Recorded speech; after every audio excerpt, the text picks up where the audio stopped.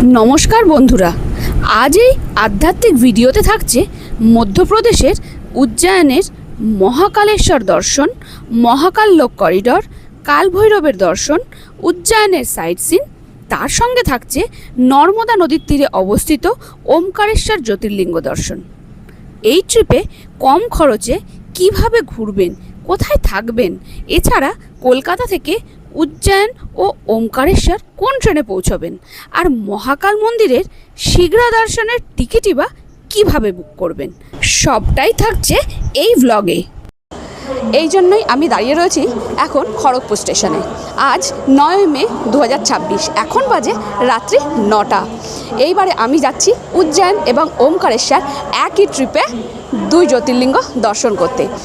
22803 শালিমার ভুজ SF express, যা সপ্তাহে শুধুমাত্র শনিবার দিন রাত্রি 7:50 শালিমার থেকে ছেড়ে পরদিন রাত্রি 11:05 পৌঁছাবে উজ্জয়নে। আমি যেহেতু খড়গপুরে থাকি, তাই আমি খড়গপুর থেকে বোর্ডিং করছি। খড়গপুরের টাইম 9:35। আপনারা চাইলে কিন্তু শালিমার বা সাঁতরাগাছি থেকে বোর্ডিং করতে পারেন।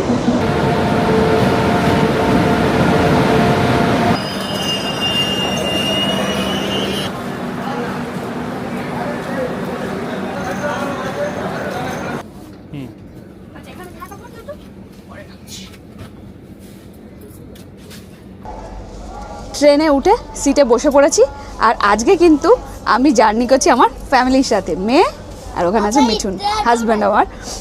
ট্রেন কিন্তু ছেড়ে দিয়েছে, তাহলে দুগ্গা দুগ্গা বলে রওনা হই। জয় মহাকাল। জয় মহাকাল। Good morning. আমরা এখন বিলাসপুর জাংশনে এসে পৌঁছেছি, আর স্টেশনে বিক্রি হচ্ছে ইডলি, সে কারণে ইডলি নিয়ে এলাম। ইডলিগুলো মনে হচ্ছে কীরকম হবে আমি জানি না, যা হোক 40 টাকা প্লেট নিল। আর তার সাথে চা পেলাম না, কফি। আমাদের প্যান্ট্রি কার্ডে চা কফি ফফি কিছু পাইনি, যে কারণে এটা নিয়ে এলাম। এখন এটা খাওয়া দাওয়া করবো। অনেক কিছু এনেছি, আইসক্রিম, চিপস, যা যা নেওয়ার ছিল। এই যে আইসক্রিম মেয়ে ওপরে, ওই যে ওসব দেখাচ্ছে কী কী আনলাম, নিয়ে এলাম। তো এখন খাওয়া দাওয়া করি। আর ট্রেন কিন্তু অলরেডি 2 ঘন্টা লেট এখনো পর্যন্ত। আর আবার আপনাদের সাথে দেখা হবে লাঞ্চে। এই ট্রিপটা প্ল্যান করার আগে মনে রাখবেন, কলকাতা থেকে উজ্জয়ন যাওয়ার জন্য সাপ্তাহিক 3টি মাত্র ট্রেন চলে। কলকাতা আদি এক্সপ্রেস, শিপ্রা এক্সপ্রেস আর ভুজ SF এক্সপ্রেস। আর সবকটাই প্রায় সময় নেয় 26 থেকে 27 ঘন্টা। দুপুরবেলা ক্যাটারিং থেকে অর্ডার করে লাঞ্চ সেরে নিলাম।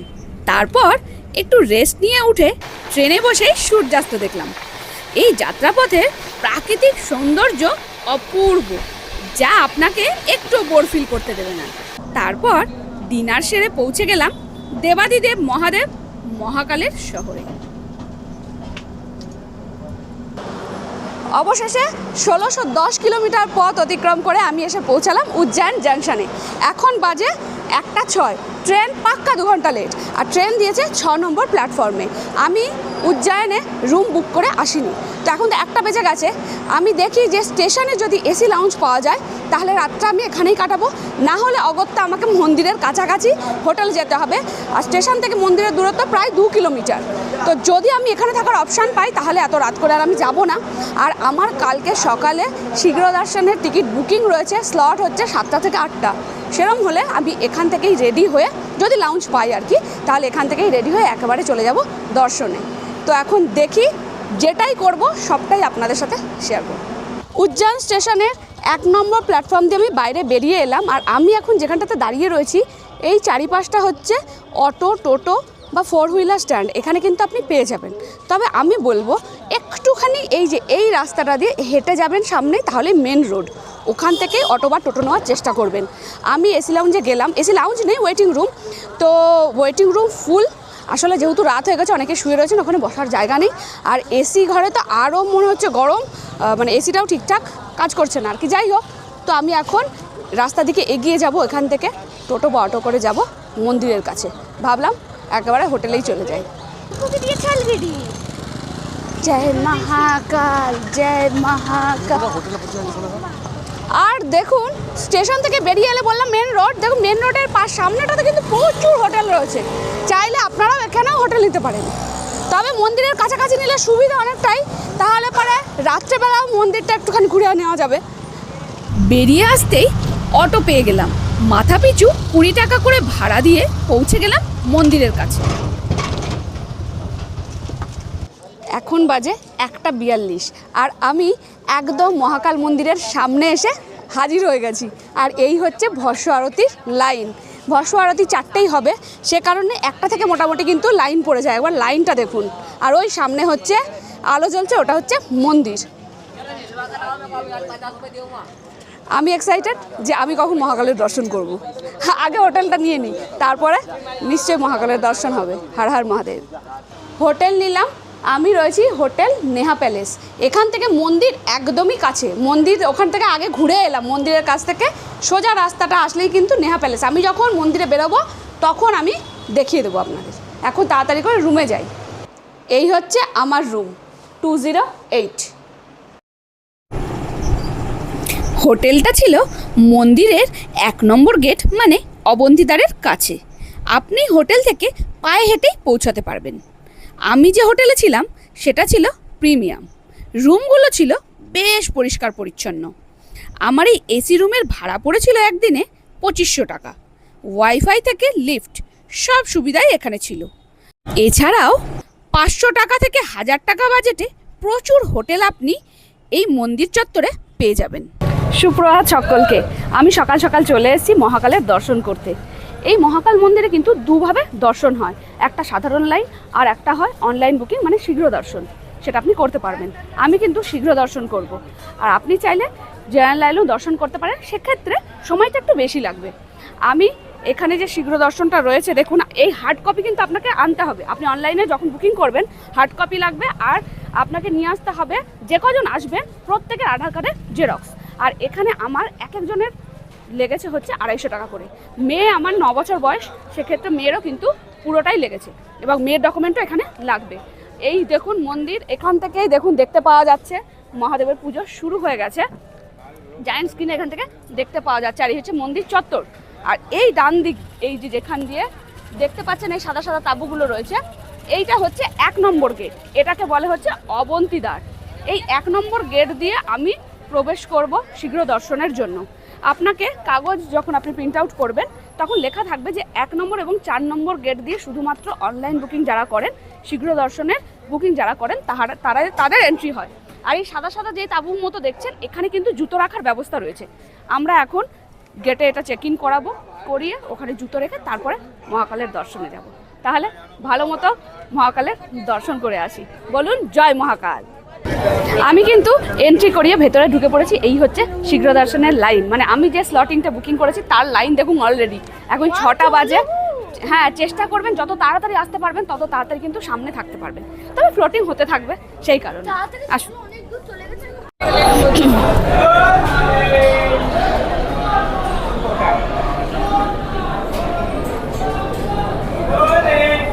আমরা মহাকালেশ্বর মন্দিরের একদম মুখে, আপনারা খুব ভালো করে দর্শন করুন।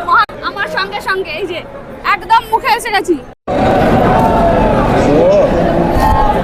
উজ্জয়িনী দ্বাদশ জ্যোতির্লিঙ্গের অন্যতম মহাকালেশ্বর মন্দিরের জন্য বিখ্যাত।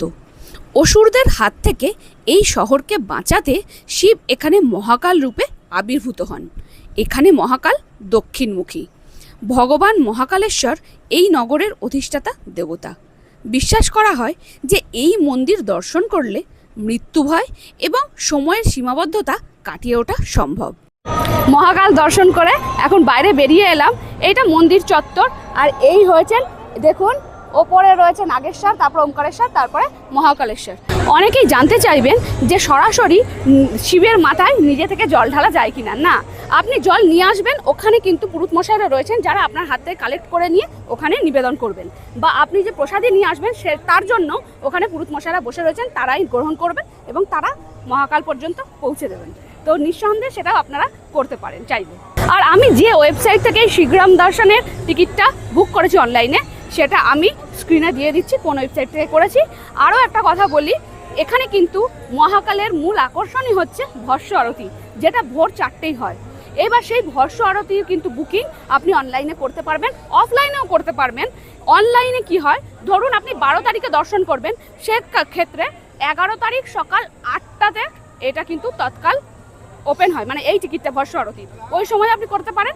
আর তা না হলে মন্দির চত্বরে যেখান থেকে কিন্তু করা যায়, সেটাও বড় লাইন পড়ে। আধার কার্ড, আপনার সমস্ত আইডি প্রুফ নিয়ে এলে অনেক সময় অফলাইনেও কিন্তু আপনি টিকিট পাওয়া সম্ভব। মন্দির থেকে ফিরে এসে একটু ফ্রেশ হয়ে বেরিয়ে পড়লাম উজ্জয়নের বাকি মন্দিরগুলি দর্শন করতে। তবে তার আগে এই হোটেলের আশেপাশে প্রচুর খাবারের দোকান রয়েছে, আপনি চাইলে এখানে ব্রেকফাস্ট সেরে নিতে পারেন। 700 টাকা দিয়ে টোটো ভাড়া করে চলে গিয়েছিলাম উজ্জয়নের মন্দিরগুলিতে, যার মধ্যে ছিল কাল ভৈরব। এখন এলাম কাল ভৈরব মন্দিরে। এই মন্দির সকাল 6টা থেকে রাত্রি 10টা অবধি কিন্তু খোলা থাকে, আর এই পথেই যেতে হবে কাল ভৈরবের দর্শনে। এই কাল ভৈরবের ইতিহাস কিন্তু একটু অন্যরকম। এই মন্দিরের উল্লেখ পাওয়া যায় হিন্দু ধর্মগ্রন্থের অন্যতম স্কন্দ পুরাণের অবন্তী খণ্ডে। অনুমান করা হয় এই মন্দির প্রায় 6000 বছরেরও বেশি পুরনো। রাজা ভদ্রসেন নাকি এই মন্দির স্থাপন করেছিলেন। এই মন্দিরের দেবতা হলেন কাল ভৈরব, যিনি হলেন শিবের রুদ্র অবতার। এই মন্দিরের বিশেষত্ব হলো এখানে কাল ভৈরবকে সুরা অর্পণ করা হয়। এটাও মান্যতা আছে যে আপনি উজ্জয়নে এসে যদি কাল ভৈরবের দর্শন না করেন, তাহলে মহাকাল দর্শন সম্পূর্ণ হয় না, কারণ উনি হলেন এই উজ্জয়ন শহরের সেনাপতি। এখন এলাম সিদ্ধাবাটে। স্কন্দ পুরাণ অনুসারে এই স্থানটি প্রেতশিলা তীর্থ নামে পরিচিত এবং এখানে পূর্বপুরুষদের আত্মার শান্তির জন্য অন্ত্যেষ্টিক্রিয়া ও পিণ্ডদান করা হয়। এখন এলাম মঙ্গলনাথ মন্দিরে। এই মঙ্গলনাথ মন্দির কিন্তু কাল ভৈরব মন্দির থেকে প্রায় 2 কিলোমিটার দূরে। এখানে মঙ্গল দোষ কাটানোর জন্য মূলত পূজার্চনা করা হয়ে থাকে। এখন এলাম সন্দীপনী আশ্রমে। এটা সকাল 7টা থেকে রাত্রি 8টা অবধি খোলা থাকে, আর মঙ্গলনাথ থেকে একদমই কাছে, 500 মিটার মতো হবে, সেখানেই রয়েছে সন্দীপনী আশ্রম। এখন এলাম গড় কালিকা মন্দিরে।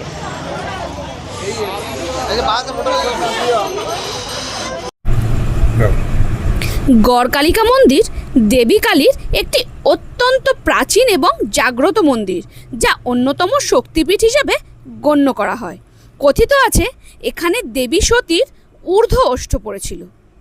এখন এলাম ঋণ মুক্তেশ্বর মহাদেব মন্দিরে, যেটা কিন্তু মহাকাল মন্দির থেকে প্রায় 4 থেকে 4.5 কিলোমিটার দূরে রয়েছে এই মন্দির।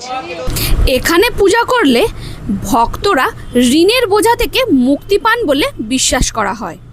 এটি প্রাচীন শিব মন্দির, যা ভক্তদের আর্থিক ঋণ ও ধার দেনা থেকে মুক্তি দেওয়ার জন্য অত্যন্ত জনপ্রিয়। এই মন্দির মোক্ষদায়িনী শিপ্রা নদীর তীরে অবস্থিত। পৌরাণিক বিশ্বাস অনুসারে সত্যযুগে রাজা হরিশ্চন্দ্র ঋষি বিশ্বামিত্রকে সোনা দান করার পর ঋণমুক্ত হওয়ার জন্যই এই স্থানে শিবের আরাধনা করেছিলেন এবং তখনই এই মন্দিরটি প্রতিষ্ঠিত হয়।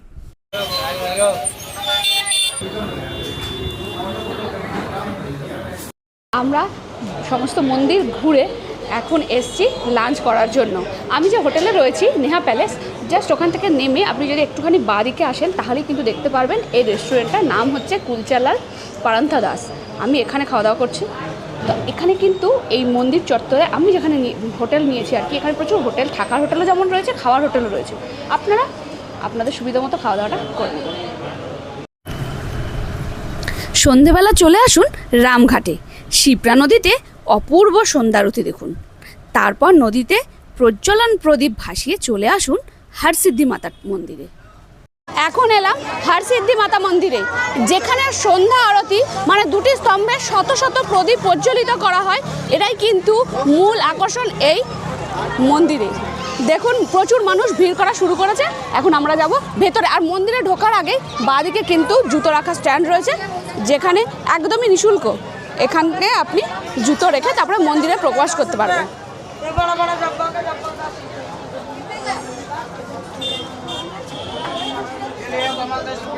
প্রাচীন হরসিদ্ধি মাতা মন্দির 51 শক্তিপীঠের অন্যতম, যা দেবী দুর্গার একটি রূপকে উৎসর্গ করা হয়েছে। কিংবদন্তি অনুসারে এখানে দেবী সতীর কুনুই পড়েছিল। বিশ্বাস করা হয় যে রাজা বিক্রমাদিত্য এই মন্দিরটি প্রতিষ্ঠা করেছিলেন। শিব পুরাণ অনুসারে যখন ভগবান শিব মাতা সতীর দেহ বহন করছিলেন তখন তার কুনুই এই স্থানে পতিত হয়েছিল। প্রতি সন্ধ্যায় মন্দিরের বিশেষ আরতি দেখার মতো, যেখানে দুটি বিশাল দীপস্তম্ভ শত শত প্রদীপ দিয়ে প্রজ্বলিত করা হয়। এবার আসি সন্ধেবেলার মূল আকর্ষণে, মহাকাল করিডর। সম্পূর্ণ বেলে পাথর দিয়ে তৈরি এই করিডর 2022 সালে উদ্বোধন করেন মাননীয় প্রধানমন্ত্রী নরেন্দ্র মোদীজি। এই করিডরের দীর্ঘ দেওয়ালে শিবপুরাণের বিভিন্ন গল্প, যেমন গণেশের জন্ম, শিবের বিয়ে, দক্ষযজ্ঞ এবং ত্রিপুরাসুর বধের কাহিনী ভাস্কর্যের মাধ্যমে ফুটিয়ে তোলা হয়েছে। আপনি চাইলে মন্দির চত্বর থেকে কিছু কেনাকাটাও করে নিতে পারেন। আজকের মতো আমার উজ্জয়ন দর্শন কমপ্লিট হয়ে গেল। এখন এইখান থেকে খাবার নিলাম চাউমিন, এখানে ফ্রাইড রাইসও পাওয়া যাচ্ছে, পুরোটাই ভেজ, পরাঠা, রুটি সবটাই পাওয়া যাচ্ছে। এই চত্বরটা জুড়ে প্রচুর খাবারের দোকান রয়েছে। তো আমি এখন এইটা নিয়ে হোটেলে যাব। আবার কালকে সকাল সকাল উঠে আমি উজ্জয়ন থেকে বাস ধরে যাব ওমকারেশ্বর।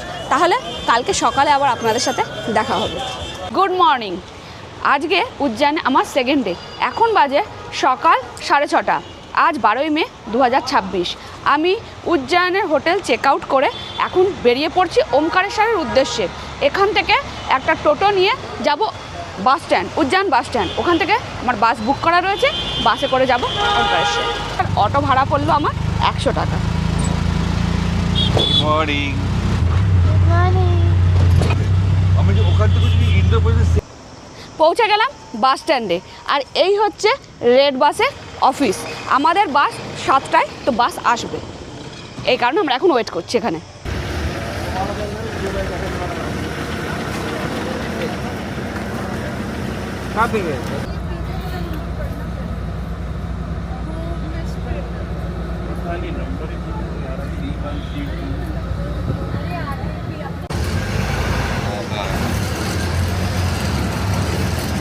जय महाकाल। जय महाकाल।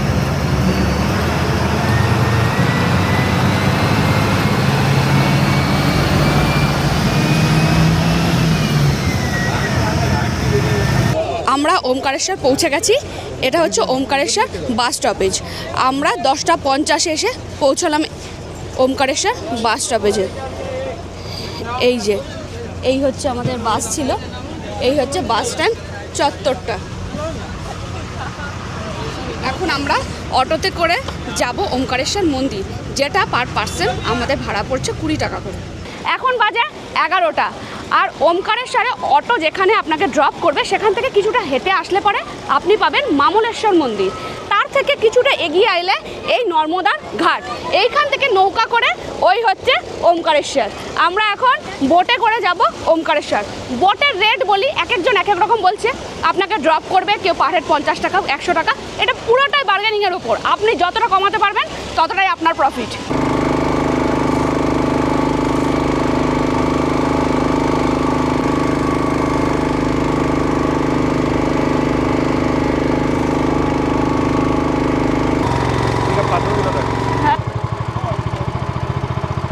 यहाँ पर संगम होता है भैया। हाँ क्या? यहाँ पर इधर साइड में नर्मदा नदी चले जाती है, इस साइड में कावेरी नदी चले जाती है। और सामने ओंकारेश्वर डैम बना हुआ है नर्मदा के ऊपर। ऐसे जल आचमन कर लो सबको। এদিকে কাবেরী, এদিকে নর্মদা। এটা হচ্ছে সেই সঙ্গম স্থল। ওদিকে কাবেরী আর এই হচ্ছে নর্মদা। নর্মদার ওপরে কিন্তু ওমকারেশ্বর টেম্পল। সেই কারণে আমরা এলাম এই সঙ্গমটা পর্যন্ত। আর এই পাশটা হচ্ছে ড্যাম, দারুণ সুন্দর। হ্যাঁ, এটা হচ্ছে নর্মদার ওপরেই ড্যামটা। দারুণ লাগছে এই জায়গাটা। কিন্তু পারলে আপনারা যদি বোট রাইড করেন আসবেন, বলবেন যে আমি সঙ্গম হয়ে তারপরে ঘুরবো। আমরা পৌঁছে গেছি ওমকারেশ্বর মন্দিরে। উজ্জয়ন থেকে এই মন্দিরের দূরত্ব প্রায় 130 কিলোমিটার। এখানে আসার সেরা সময় হলো অক্টোবর থেকে মার্চ মাস। মধ্যপ্রদেশের খান্ডোয়া জেলায় নর্মদা নদীর মাঝে মান্ধাত্তা দ্বীপে অবস্থিত ওমকারেশ্বর মন্দির হিন্দুদের 12টি পবিত্র জ্যোতির্লিঙ্গের অন্যতম। এখানে ভগবান শিব স্বয়ং ওমকার রূপে আবির্ভূত হন। হিন্দু বিশ্বাস অনুযায়ী ভগবান শিব প্রতিদিন এখানে বিশ্রাম নিতে আসেন। মূল মন্দিরটি প্রাচীন উত্তর ভারতীয় স্থাপত্য শৈলীতে নির্মিত, যার অসাধারণ কারুকার্য ও সুউচ্চ চূড়া রয়েছে। ওমকারেশ্বর মহাদেবের দর্শন খুব ভালো মতো আমার হয়ে গেছে। এইবার কয়েকটা ইনফরমেশন আপনাদের জন্য। এই মন্দিরে দুভাবে দর্শন হয়, একটা জেনারেল লাইন, একটা ভিআইপি লাইন। এই হচ্ছে জেনারেল লাইন, যেখানে অনেকটা ঘুরে তারপরে কিন্তু মহাদেবের দর্শন করতে হয়। আর আমি করেছি শীঘ্র দর্শন অনলাইন বুকিং, সেটাও আপনি করতে পারবেন। আমি ওয়েবসাইটটা দিয়ে দেবো, যেখানে একজনের জন্য আমার টিকিট পড়েছে 300 টাকা শীঘ্র দর্শনে।